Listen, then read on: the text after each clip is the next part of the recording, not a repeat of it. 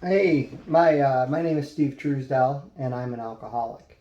I decided I wanted to do some of these videos because I have a lot of friends that'll ask me, knowing my recovery story, that they have a brother or a friend or a parent that they're concerned about, and they want my advice on that. Now, I want to preface this with I'm definitely not a trained therapist or a counselor. The only expertise I have in this field is I'm a recovering alcoholic and I've been sober for 23 years. But I do not want to portray that I am a counselor in any capacity.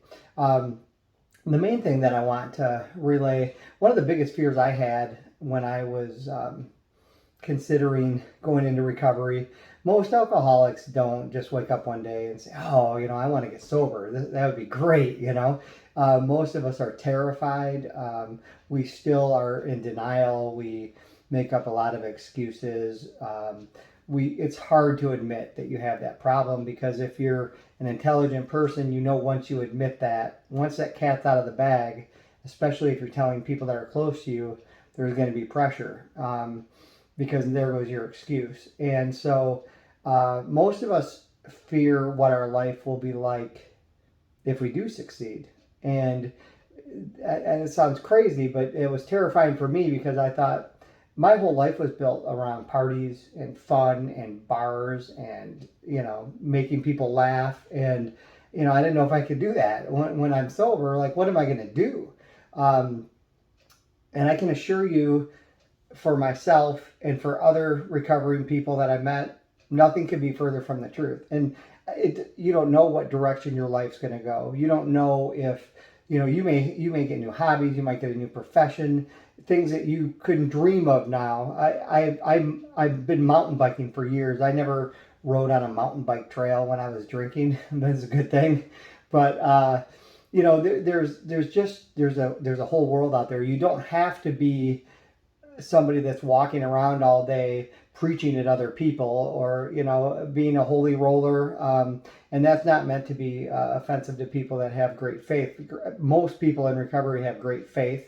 Everybody has different religions and things, but I know that's a scary thing too for people that aren't really religious or spiritual, and I was one of those. And you don't have to. I mean, the thing is, there's a lot of different avenues to take. The two paths that have been proven over time to have a successful um, lay out a successful path for people that are looking for recovery are Alcoholics Anonymous and counseling.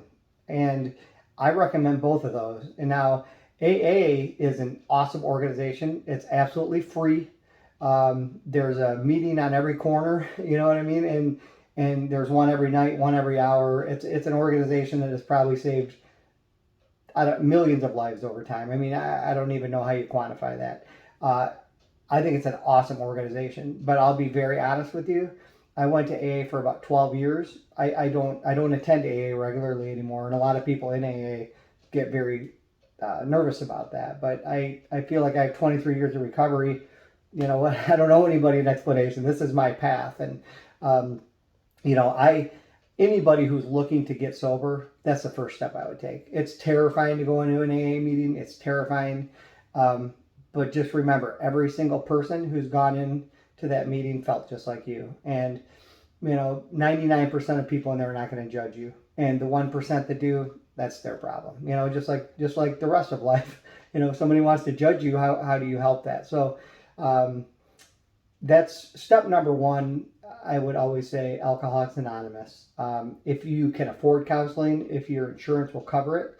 I actually got more out of counseling than anything else, because I found out that I had a lot of underlying, depression issues, underlying self-esteem issues, things like that I didn't even really realize that I had, which was really interesting to me because I had a great upbringing, a great family, a lot of love and support. I had a ton of friends, but the reality is, I didn't like myself. And when I drank, I escaped that. And So it's this vicious cycle. And my friends always thought, well, he's fun to party with. I was always like the life of the party.